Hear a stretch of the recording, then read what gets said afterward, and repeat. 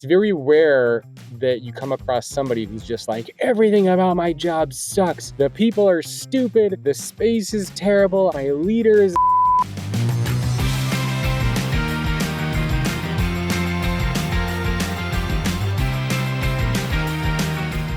Hi, everyone. Welcome to Workplace Weirdness, the non-HR HR podcast where we dive into the strangest office situations and most awkward workplace dramas. I'm your host, Maya Kadar-Kowalski, and I'm a former chief culture officer and head of people. I've seen and heard it all, so truly no judgments. Let's get real and explore the cringy, confusing, and chaotic side of office life. Today, we're discussing holiday party don'ts, ADHD accommodations at work, and faking it at work. I'm joined today by Jacob Morgan. Jacob is a futurist. We'll find out later what that means. He's also a keynote speaker and the international best-selling author of 6 books which focus on leadership, the future of work, and the employee experience. In addition, he hosts the popular Future Ready Leadership podcast. Jacob has a new book coming out in early 2026, which is available on Amazon pre-orders now.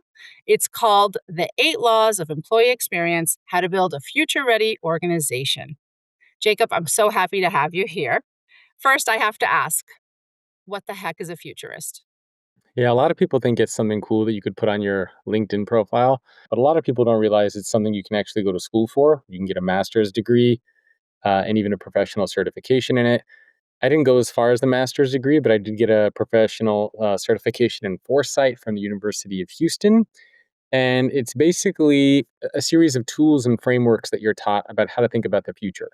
So instead of having it be this kind of chaotic, I'm just thinking about this, what if, what could happen, what might happen, it's a series of very structured ways of thinking about the future, looking at trends and signals and what ifs and connecting dots together. And so it's just tools and teaching you how to do that. So how does it relate to the future of work and being future ready when it comes to organizations, et cetera? Part of it is helping organizations and leaders understand what are some of the trends that are out there. What should they be thinking about? What should they be doing? And there's a lot of hype. There's a lot of one person's trend is not necessarily another person's truth. So how do you figure out where things are going and what should you be doing now to prepare for the next 3, 5, 10 years? And that's where using some of these tools and frameworks and looking at signals and trying to anticipate different futures and coming up with different futures is a very useful tool and technique, especially for leaders. This probably is, I'm curious if it's a trend or not, but the thing that keeps coming up all the time is AI, I guess. Is that what you're talking about when you're speaking about these sort of signals, or is there something sort of grander, or is it more individualized? Yeah, AI can be one, but even within AI, there's a lot of things happening, right? So, for example, 4-day work weeks, universal basic incomes, there are going to be a billion jobs that are getting replaced and automated, skills-based organizations. Like there's a lot of themes underneath AI. And so organizations are trying to figure out, well, what does all this mean? What should we be thinking about? What should we be doing? How fast is this going to be happening? Well, I mean, you look at AI, for example, and everybody's been so heavily invested in it, putting billions, trillions of dollars even into this space. And a lot of people are wondering if there's an AI bubble. And so recently for my CHRO newsletter, I advised a lot of caution for CHROs. And I said that first is it's very interesting that a lot of these companies are just investing money into each other. So Oracle, NVIDIA, Meta, Apple, OpenAI, it's sort of like the same glob of money that's just going from company to company. And then there's some interviews that have been done with Sam Altman, the CEO of OpenAI, and one of his investors basically said, "You're committed to spending $1.4 trillion, but your company only makes $14 billion a year. So if you make $14 billion a year, how are you going to spend $1.4 trillion?" And the CEO didn't have a very good response. Then you see that MIT comes out with a study that says 95% of companies that deploy generative AI solutions are not able to see a return. And then on top of that, I have the CHRO group. We have dozens of CHROs, and I ask them, "What are you guys doing with AI? What are you seeing?" And they're all kind of like, well, we're cautiously optimistic. We're doing things on the surface, but especially when it comes to white collar workers, we're not like handing everything over and having AI just run with it. And so you see and you hear all those different types of story, those different signals out there, and you kind of take a step back and you wonder like where exactly are we in the AI, the hype cycle, so to speak. And I think it's actually very early. I don't think we're going to see these massive productivity gains as quickly as people think because companies have to restructure and reorganize themselves first. So that's a good example of how you can kind of pay attention to some of the signals that are out there and translate that into insight. Well, I like the fact that you're sort of also slowing down, and thinking through the trends. And what I mean by that really is that we're just bombarded with this feeling, I think, that like if you don't catch up, you're going to be left behind. And I think that's like, it's something that people are using, I think, essentially as a marketing tool. Oftentimes, the people who are telling you that are also trying to sell you like something within the AI space. Yeah, I think AI will certainly have a profound impact, but we need to be cautious of how we're using it because if you don't have rules and guidelines and training around it, you're going to run into a lot of problems. And companies are. I mean, you're hearing Exactly. stories now, this concept called work slop, where a lot of employees are turning over to AI tools. They're having to do the work, they're submitting the work. And then the leaders and peers are saying, wait a minute, there's a lot of mistakes here. Like, this clearly wasn't double checked. Like, some of this doesn't make sense. And now instead of being more productive by using AI, you're being less productive because the employees spent time doing that. And now other employees have to spend time double checking, fixing, correcting, and then, reintroducing the work again. Right. We're getting speed, but not necessarily quality is the bottom line sometimes. Yeah, and speed without having quality isn't great. I mean, you can go really, really fast, but if parts start flying off the vehicle as you're going fast, it's not helpful. I mean, I experience this all the time when I use either Grok or ChatGPT and I'm looking for research. In my podcast, I'll say, give me some of the top future of work headlines of the day. And sometimes Grok and OpenAI, these tools will just make stuff up and it'll give me fake headlines with a fake URL. And only when you click on the URL and it says page not found do I then go back into these tools and I say, did you make this up? And they say, oh, yeah, we made this up based on what we thought you wanted to know. And I'm like, no, no, no, no. It's like you have to reprimand the child and Yeah. say, "Hey, excuse me, did you lie to me here?" Did you really find this? Is this, can you cite the sources here? So it's, again, it still has to do a lot of that. What's the one thing about the typical 9 to 5 workday structure that kind of still baffles you in regards to why we do it that way? A lot of companies are forcing employees back to the office, which I think is actually a good thing. I'm a big fan of flexible work, but flexible work doesn't mean work from home forever, always, and never come into the office. Flexible work means exactly that. It's flexible. And I thought that before the pandemic, we were doing a fairly good job of creating more workplace flexibility inside of our organizations. The pandemic came around and everybody said, okay, work from home for as long as you want. We get out of it. And companies are like, all right, it's safe now, come back. And employees are like, nah, I kind of like not being in the office. And companies are like, wait a minute. Like, we pay your salary. We have this beautiful space. We got your perks. We're paying for technology. We're paying for this beautiful office, and we care about culture and getting people together. Like, we want you to come back in. And employees are still like, nah, I don't want to do that. One of the things that I guess really baffles me about this is that employees think they have much more power and more say than they really do. And I think their heads got a little big during and post pandemic. And it's because during and post pandemic, employees did have all the power. Now, you're seeing all these organizations who are letting go of people. And guess what? If I'm running a big company and I need to go through layoffs, who do you think I'm going to lay off first? Am I going to lay off the people that are not willing to come into the office and make the sacrifice? Or am I going to lay off the people that are telling me they don't want to come into the office? Probably going to lay off the people that are telling me they don't even want to come in. And I'm going to keep the employees who are willing to make the sacrifice. They are getting dressed and coming in every morning. They're making time for the in-person interactions. They're making time with their leaders because to me that signals that you want to be here and you want to move ahead and you want to progress in the company. But if you never show up to the office, that to me doesn't signal that you have any sort of initiative for growth or drive. I agree that flexibility is like such a great and key word. And I think, people want to understand like what is that flexibility? But the truth is it's not one size fits all. It depends on the different demographics you would have in an office, let's say. It could depend on the kind of work that needs to get done. Any leader of a company can decide what kind of a company they want to have, and the market will decide if people want to work there. So tell us about the cup of coffee that the CEO asked you to make and how that changed your life? Yeah, that was around 16 years ago now. Like most people who join the corporate world, I thought I was going to have a very traditional path. So I went to the University of California, Santa Cruz, and so UC Santa Cruz. I double majored in economics and psychology.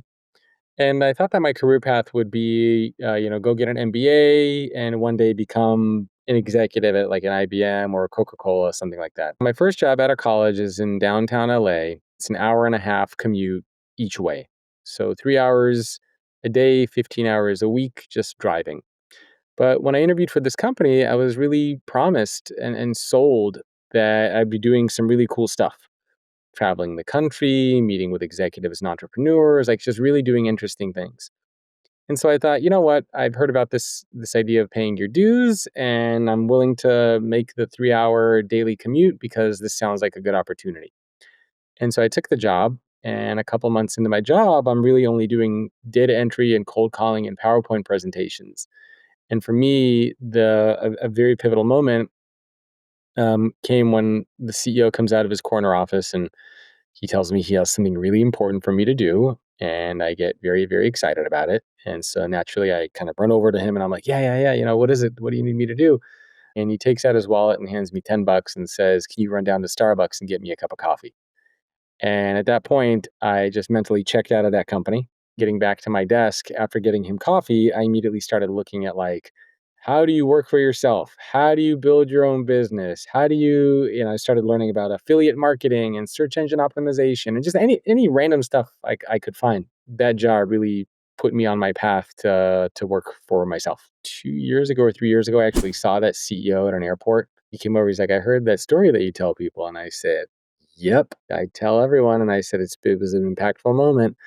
And I could hear him, he was with his son, and there was like, they were going to like a baseball practice or something. And I could hear him kind of like, hey, that's the guy that's like, so it was a little awkward for me. I know that you interview like hundreds of CEOs. So, what's one piece of surprising advice that a CEO gave you? I mean, all the CEOs and business leaders that I talk to always tell me they do things that nobody else wants to do. So a lot of the ways that they got into their roles and their positions is because when there's an opportunity to take on a difficult project with high risk, or because there's something that nobody else wants to do. Not saying it always works out, but they try it and they try their absolute best to make something work. And when everybody's scared to do something like that, if you're the one to raise your hand, your leaders, your peers, they see that you're the one willing to take initiative, even if you fail. And that immediately gives you the spotlight, the visibility, and hopefully the credibility to know that you can take on leadership roles in the company. So if there's a difficult challenge, a difficult position, a difficult situation, something that people can't figure out, volunteer and see what you can do to figure it out. And I'm confident that anybody out there, if they really put the time, the attention, the focus, you'd be able to solve whatever that problem is. Well, I think we should move on to the next section. So let's stay up to date with the week in work. This is our take on recent trends in the workplace that are changing how we work or how we think about work life. Since it's December and many of us have holiday office parties to attend, we thought it would be a good opportunity to discuss the 5 don'ts for office parties. So, without further ado, here's the top 5 don'ts that employees should not, I repeat, not do. Number 5, drink too much. Number 4, drink too much and dance provocatively. Number 3, drink too much and tell someone they work with how hot they are. Number 2, drink too much and ask a coworker out on a date. And the top don't that you should not do at the office holiday party is you should not drink too much and kiss a colleague on the lips. I guess the bottom line here is that drinking at an office function can get you in trouble. So, Jacob, how do you feel about office holiday parties in general? I think holiday parties in general are a good time. Assuming a company's doing a holiday party in a tasteful way, I think they're fun for a lot of people. I've been to some cool ones. Do you think that they improve company culture or are they just sort of like check the box type of activity? I mean, I think there are things you can do to make them fun and make it so that people appreciate it and genuinely like feel like they're valued members of the team and the company. So if you genuinely feel like you want to do it and you appreciate your employees, I think your employees can tell. But a holiday party can also be double-edged sword because if you don't put in the time and effort, if your executives, some of them aren't even showing up, then it can be kind of like, well, this company really doesn't care that we're here and this holiday party sucks. So if you're gonna do something, do it well. If you're not gonna do it, don't do it. It's time to go on a quick break. When we come back, we have a question from a listener who is starting an exciting new job, but is nervous about their boss finding out that they have ADHD. I get it, no one wants to be stigmatized on their first day.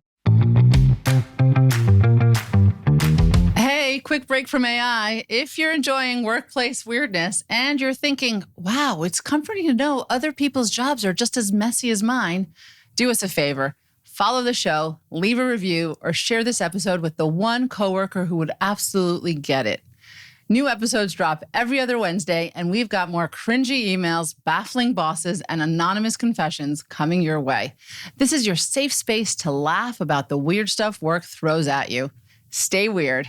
Now, back to the episode. Welcome back to Workplace Weirdness. Before we get to our listener questions, I want to mention that if you have a workplace question, go to our website at workplace-weirdness.com and click on Share Your Story. We'd love to hear from you. I'm here with the Future Organization CEO, Jacob Morgan.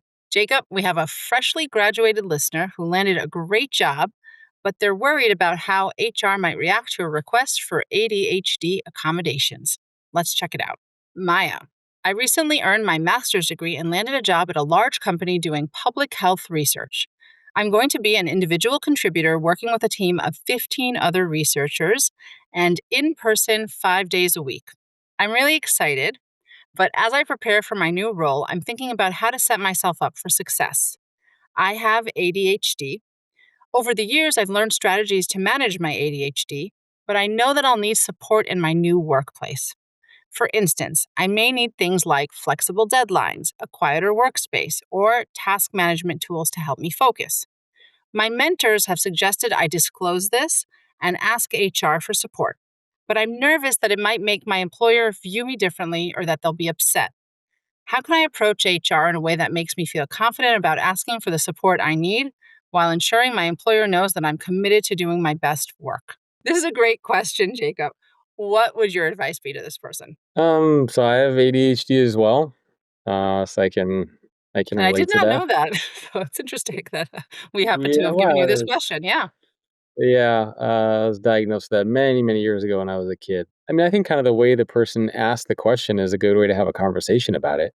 And say, look, I'm committed to doing my best work, but I just want you to know that I do have ADHD, and here's some resources that might potentially help me to do a better job. I think the things that you should ask, some of the burden will be on you, and some of the burden you could perhaps place on the organization. But you also want to make sure that you're not asking for things that are perhaps above and beyond. You don't want to ask for things that make you seem like you're a victim, and you want to put yourself in a position of authority and power and credibility, and that I'm still committed. I want to do my best possible work, and I'm very excited about this role. But occasionally, this is what happens. It's sort of like if you have dyslexia. I know a lot of leaders that I've had on my podcast. Some of them have had dyslexia, and they're just very candid with their team. So similarly, if you have ADHD, you could have a conversation with your leadership team, with your manager, with HR, and say, "You just wanted you to know I have ADHD.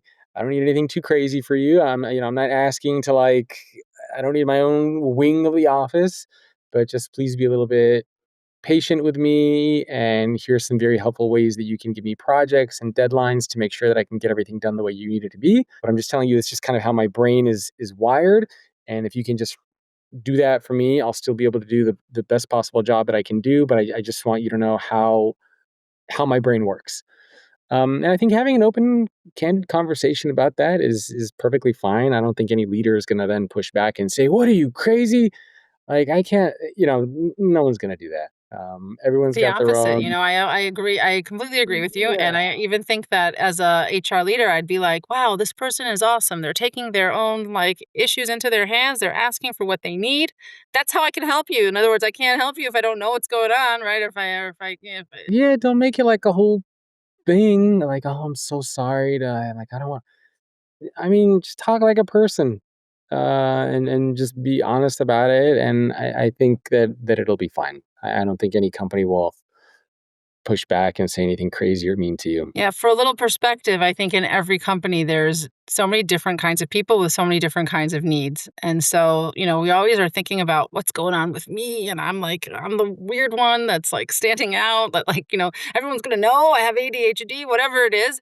But the truth is, they don't. Everyone's thinking about themselves and they have their own issue. And for what it's worth, it also reminded me, some companies do this thing when a new person comes on board, they're sort of given a little bit of a questionnaire and it's kind of like about me. And if they are familiar with like the work habits that they prefer, for instance, sometimes people will write, I prefer to have my phone calls earlier in the day and I check my emails later in the day. In other words, it's not sort of like a hard and fast rule, but if you want to know this person better, you could check it out on their getting to know you page. And that's how you Hmm. know how to come at them. So if there is something like that in your organization, take advantage of it and write what your preferences are. Hopefully, in most cases, people can abide by that. So thanks, Jacob. And listener, I hope you get what you need to flourish in your new job. Our next question is from a listener who is stuck wrestling an email inbox instead of doing the actual work. I'm a data specialist at a mid sized e commerce company, and I'm completely drowning in my emails. My team CCs me on everything, updates I don't need, meeting notes about projects I'm really not involved in. I've tried ignoring some of these emails, thinking they're irrelevant, but my boss has already given me feedback saying I need to be more responsive. Now I feel like I'm stuck. If I reply to everything, I can't get my actual work done. But if I don't, I risk another negative comment in my review. I want to focus on my actual work, but my inbox keeps growing and it feels impossible to balance. What do I do? I want to get promoted in the next cycle. I totally get this person. I'm not a great responder to emails in general, but what do you think, Jacob? I think there are a few things you can do. One, you can batch emails. Hmm. So check them maybe 2 or 3 times during the day instead of looking at them and having your inbox open and having Outlook message you every time there's an email. I would disable those types of notifications and batch your email. I think a second thing that you can do is have conversations with people and say, hey, you don't need to be including me in this. If you have a culture of accountability and autonomy, you shouldn't be CCing everybody in every email.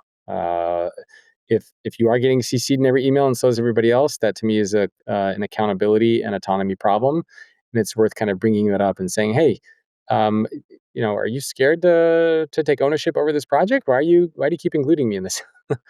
And again, I don't know if this person's a leader at the company or not. You can also have a conversation with your leader and say, hey, is it okay that I don't get CC'd in these things? Or you can have a conversation and say, I know I'm getting CC'd and included in everything. I can't prioritize all of these things at the same time. What would you like me to prioritize? And then what you're going to do is you're going to force people to filter for you. And then if you tell people, what should I prioritize? Then they're going to say, oh, well, maybe you should just focus on these 1 or 2 things and say, great. So don't send me any emails unless it's about these 1 or 2 things.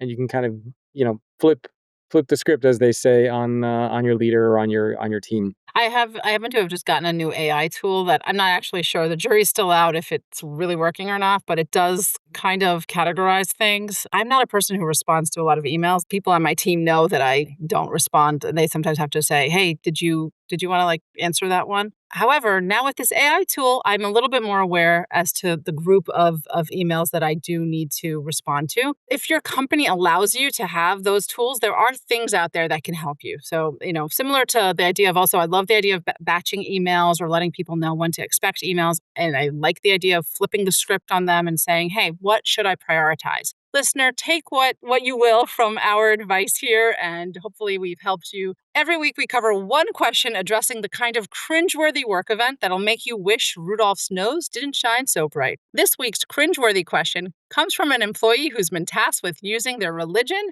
as the edutainment for an office holiday party. Dear Workplace Weirdness, I just started a very junior position at a new small startup in my mid-sized Southwest city.